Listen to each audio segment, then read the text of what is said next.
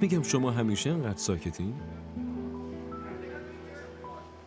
راستش نه.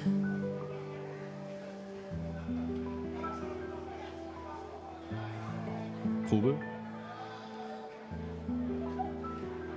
در واقع واسه این امشب قرار گذاشتم چون اون روز راجع به خودم باهاتون حرف زدم.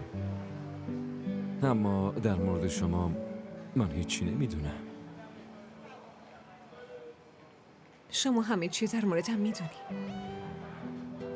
چی؟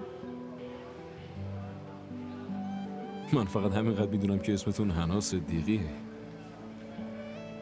حالا با توجه به فرصتی که داریم میخوام یه ذره بیشتر در موردت بدونم.